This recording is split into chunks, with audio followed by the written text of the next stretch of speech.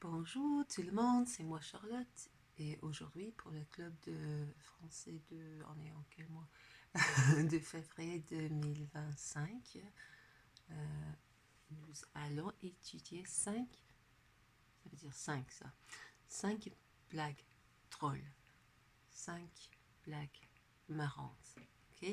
Moi je les trouve marrantes de toute façon. Donc voilà, j'en ai trouvé 5. Et je les ai prises de topito.com. Okay, members of my club, you'll see a link in your handout and it'll take you to the original, the site where I found these. Okay, so I've taken these directly from a site called topito.com. Top best jokes. Okay, so let me write out and read to you the jokes. In fact, I'll read them and then I'll write them because it won't take me too long to write these. Ok, numéro 1. Pourquoi, so why, pourquoi est-ce que, whenever you see est-ce que, it tells you that there's a question coming. Est-ce que les livres, I'm currently filming this with my old phone stacked on a pile of books because I don't have my tripod to hand, unfortunately, but there you go. Pourquoi est-ce que les livres? So, why something books? Ont-ils? So, ont-ils, that little kind of inversion of the verb, the conjugated verb, and the subject pronoun, il being they, referring to the books because they're masculine, il. That's another indication that what you're asking is a question. Pourquoi est-ce que les livres ont-ils toujours? Oh yes, and ont is from the verb avoir. So ils ont, which is ont, you'll see it in a minute, that means to have. So, pourquoi est-ce que les livres ont-ils toujours chaud? Why is it they always have hot? In English, we would say to be hot, like if you're feeling warm, you know. J'ai chaud is different in French. And this is the joke. Pourquoi, so why, est-ce que, is it that, if you like, que is that, les livres, books, that tells you what it's talking about, ont-ils, have they, or why is it that books, they have toujours chaud, they have always hot, right? So I'm back translating it there. That's not a very nice translation.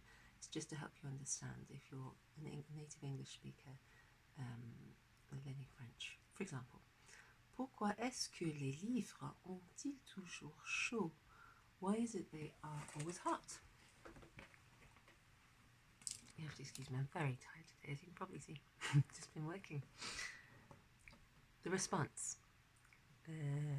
Parce que, so it started with pourquoi, which is why, and the answer, unsurprisingly, is going to start with because. Parce que. Let me just turn my laptop brightness down because I've got super reflections there. Ce sont des reflets. Voilà. Peut-être un peu mieux. There's lots of sources of light here. So, la réponse, parce que, now what do you think it might be? Why are books always warm? So this is a play on words. Okay, so when you think about a book has a cover. And a cover in French is une couverture. Une couverture is also the word for a blanket, right? So, parce que, in fact I'm going to truncate que and il into qu'il, parce qu'ils ont, sorry, there's other people in that, une couverture.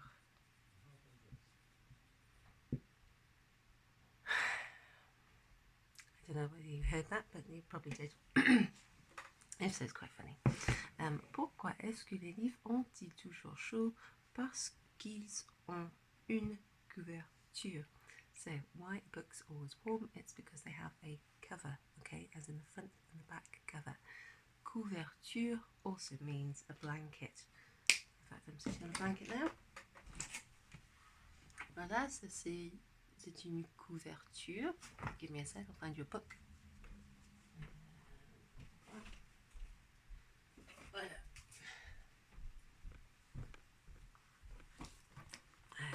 là. Ça, c'est les couvertures. Okay, so the answer to why a book's always warm is because they've got a cover on them. Okay, ils ont une couverture. Now let me show you what that looks like. Attention là, here's my cup of coffee. Pourquoi est-ce que les livres ont-ils toujours chaud? Parce que and il becomes qu'il. So there's a little miss off the e on que. It would look like that otherwise. And because it's followed by this il, subject pronoun they, referring to les livres over here, which is like saying they, masculine, the boys essentially, but it's referring to this. Ont, parce qu'ils ont, which way do I have to do? Une couverture, because they have a cover on them. Or it's like saying because they've got a blanket on, but the word for blanket or like a, like a thing that you put around you is the same as the cover on a book. So that's a little play on words there. So I think what I'll do now is I'll put number 2 just underneath, comment, as opposed to erasing the top one for the moment. Comment appelle-t-on un jeudi? I really like this one. This is my kind of stupid joke. Comment appelle-t-on un jeudi vraiment nul? Right, so you get these jokes. What do you call a? What do you call a blah blah blah blah blah? So this is the equivalent in French. Comment? So if you were saying what do you call such and such, or what's the name of that thing? What's he called? What's she called? What's that thing called in French?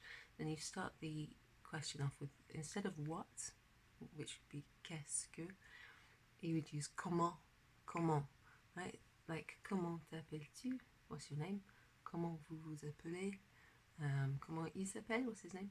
Comment elle s'appelle? Or what's that called? Comment elle s'appelle ça? Comment il s'appelle ça? Or comment il s'appelle? So we're starting the question off with comment. Oh, also I haven't had any food. I was just full up on coffee and water. So if you hear that kind of c'est mon estomac. It's my tummy. Comment appelle-t-on? How does one call? And this t is just put in between appelle and on to make it easier to pronounce. Comment, and then there's a T there, so you might make liaison between the T. Comment t'appelles, because the T there precedes the A. Comment t'appelle-t-on un jeudi vraiment nul? Point d'interrogation. Question mark. A jeudi is Thursday, so the day of the week. Vraiment means really, nul means rubbish. Right? So what do you call a really rubbish or really, let's stick with rubbish, a really rubbish Thursday? Okay, un jeudi, so the day of the week there is masculine, just so you know. So, wait for it. So the answer is une tragédie.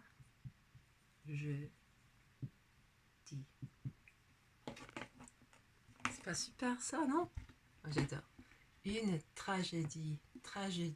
So a tragedy. Okay, instead of tragédie, we've got tragédie. So we've got just a play on words there. And une, because if it were the word tragédie, it would be feminine. So that's good, isn't it? Comment t'appelle-t-on? How does one call? What do you call a? I don't know. There's all sorts of different structures in English, if you're an English native speaker, which often are sort of echoed in jokes around the world, but you might not know how to tell the joke. So if you've learned some jokes like this, then not only are you finding some funny plays on words or wordplay and puns, but you're also looking at sentence structure, which I think is really useful. So this one, I really like this one too. Que fait que? Now when you've got that little word que in front of, when it's in a question form, it means what, basically. Que fait, so what does, or what does something do? Que fait une vache? So what does a cow do? Que fait une vache? Que fait une vache? So that's the verb faire, to do or to make. I happen to know that it would be better translated as to do in this case. Que fait une vache quand elle ferme les yeux? Okay, que, I'm doing that because that's what it means. Quand means when. Elle refers back to la vache, which is the cow. Quand elle ferme, when she shuts. Fermer is the verb to shut. Les yeux is his or her eyes, although I think it probably is best to say her eyes. Okay. Although it could refer to a male cow. Que fait une vache, I think. Que fait une vache quand elle ferme les yeux? So what is a cow doing when it closes their eyes? Closes its eyes. Or what does a cow do when it's closing its eyes? When its eyes are closed? Okay, quand elle ferme les yeux. So what do you think it might be? Well, oh, it's not, actually. So I said earlier that I thought the joke needed to be translated into English with the verb doing, to do, but that's actually completely the opposite of what I meant. So let's start with this. In English, when we use the verb faire in French, it can translate often into the verb to do or to make. So I am actually mistaken. What I should have said, if I'd have thought ahead, is that it's the verb to make. So even though it means what's a cow doing when she closes her eyes, in the answer, the verb faire translates as to make. So there's a little thing there that doesn't quite work between the two jokes. So what's she doing or making? Let's say that. What is a cow doing or making when they shut their eyes? So they are making du lait concentré. Du lait concentré. So they're making, this is the answer, they're making du lait concentré. Du lait means some milk, so it's an unquantified amount. It's not like 50 milliliters of milk, it's not a pint or whatever. Un litre, it's not a litre, it's just milk. Du lait concentré. Du lait concentré means condensed milk. So this is a joke about milk, but the main thing is here, concentré. Now, concentrated milk, I think you could say, but condensed milk is what we call it in the UK, at least in English. So when on ferme les yeux, on concentre. Oui? So when you shut your eyes, you can concentrate. So this is a joke about it's a play on words with concentré and a cow shutting its eyes, which I think is super funny. I think I still prefer the une tragédie. What do you call a rubbish Thursday tragedy? It only works in French, obviously. Okay, let's look at number 4. Avec, so here's a slightly different sentence structure. Avec quelle monnaie? Avec quelle monnaie? Monnaie is like currency. It looks similar to the word money, obviously. Avec quelle monnaie les marins, call them sailors, les marins, it's a bit like the word marines, isn't it? Les marins paient-ils? Okay, so here we've got avec quelle, which means with which or with what type of thing. Avec quelle monnaie, with what sort of money do sailors pay? Paient-ils? Where is it? Payer is to pay. Paient-ils? So what we've got here is two things that kind of show us a question. Avec quelle, so there's like the question mark, question sort of phrase, and then monnaie is a feminine noun, so quelle has an L and an E on. Otherwise it would be quel argent, for example. That doesn't quite make as much sense. Les marins is like sailors. Paient-ils? So paye, it isn't pronounced payant, it's paye. and it agrees with les marins. Les marins paient avec quelle monnaie is another way of saying it. Sailors pay with what kind of currency? So we've got the T at the end here, and then hyphen ILS. So when you see that, we, instead of saying ils payent, they pay, we're saying pay they. Ils pay, pay they. Pay, and because there's a T in between the end here and the subject pronoun, we pronounce that T because it's preceding a vowel. Pay, a word that begins with a vowel. So, avec quelle monnaie les marins paient-ils? Avec quelle monnaie les marins paient-ils? So this structure here, this inversion, flipping of the subject pronoun and the verb with a hyphen in between, denotes that this is a question. Okay, so let's have a look at what the money is. Let's have a look at what the answer is. Show me the money. Avec quelle monnaie les marins paient-ils? Just checking the time. Avec, this is the answer, la réponse. Avec les sous-marins. It's another funny one. Avec les sous-marins. So they pay with what type of money or currency? Now you need to know what this word sous means because that's where the pun is. Okay, sous is an old word for. I think I was looking on word reference, which is a great place to look. Let's just go on there again because it might still be up on here. So the sous, if you're talking about this sous, it's talking about money basically. It's another word that the French will use for money. So I didn't realise actually that it used to be a type of historical currency, equivalent to centime kind of thing. So it's an old word apparently, but it means money. Okay, so it's another word for money. So so les sous, of course, if we're talking about like prepositions, then sous means under, but we're talking about a noun here. So sous and the hyphen marin is the word for submarine. Sous-marin, it means under the sea, basically. Under the sea, under the sea.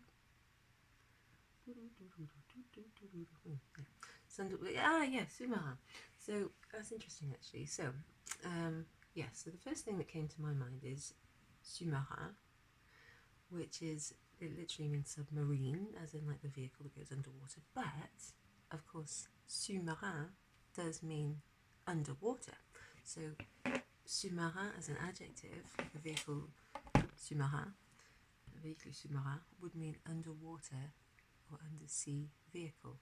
So, avec les sous-marins is probably making a joke with a noun with submarines, right? But the real joke is that here the meaning changes from submarine to les sous, which is kind of like saying with money, with marine money. It kind of sounds like with sea money, you know? It's quite funny. It's quite funny, marine money. Avec quelle monnaie les marins paient-ils avec les sous-marins? Yeah, so it sort of sounds a little bit like with sea money or with water money, you know, something like that. It's, can't be translated as easily into English. So let's look at the last one. Comment, so it's another comment. In fact, it's what you call a such and such joke. Comment appelle-t-on? Comment appelle-t-on? I'm just showing you what that would be like with the bits sort of broken apart. Comment appelle-t-on?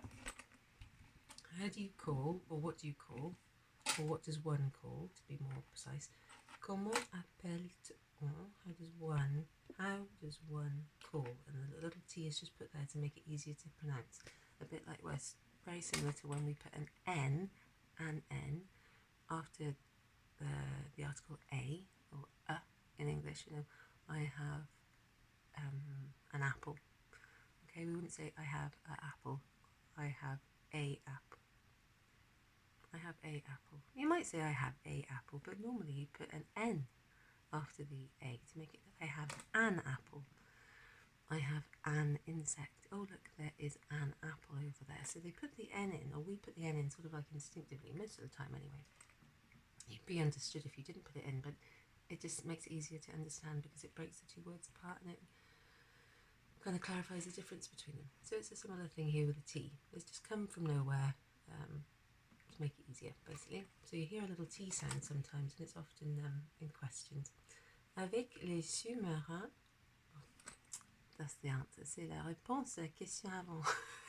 Silly me. Comment appelle-t-on un chat? Comment appelle-t-on un chat? So what do you call a cat? Qui va? That means who goes.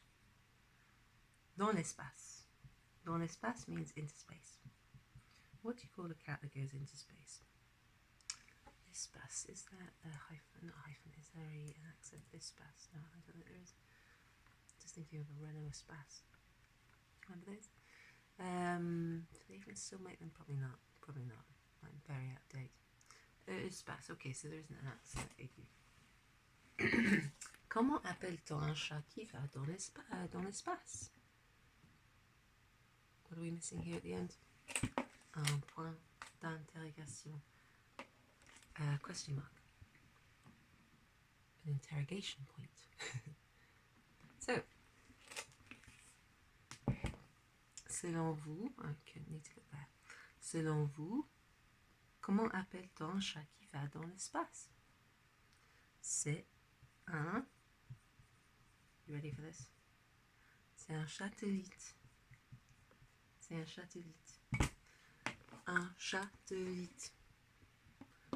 So instead of un satellite, we have un satellite. There's a very simple changing of like a part, just one syllable in that word, changing it to another that rhymes with that part to make a ridiculous little pun. But it's lovely. So, let's one more time. Comment appelle-t-on un chat qui va dans l'espace? Un satellite. Excusez-moi. Un satellite. Un satellite. So, I'm going to ask you now. Comment dit-on? Comment dit-on? How does one say? So instead of what do you call or how is it called, we're saying how do you say? Comment dit-on en français rubbish? Do you remember that one? Rubbish. So this is to do with the Rubbish Thursday joke. The Rubbish Thursday joke. So in French, if you want to say, oh, that's rubbish, as in, like, you probably wouldn't say that in American. You'd probably say that's, what would you say, like, in American English? There's probably loads of stuff you say. Like, it just means it's not good, really. It's quite, like, lame? No, that's maybe a bit too young.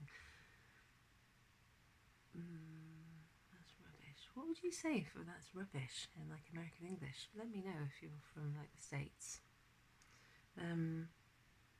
It basically means not very good. Really not very good.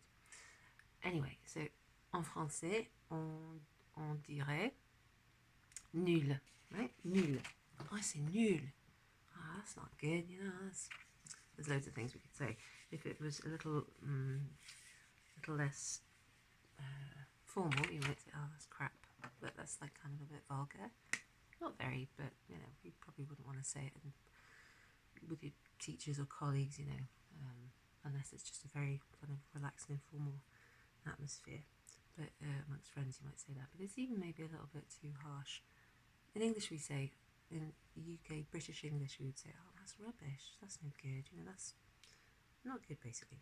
So nul, and un jeudi nul would be like this.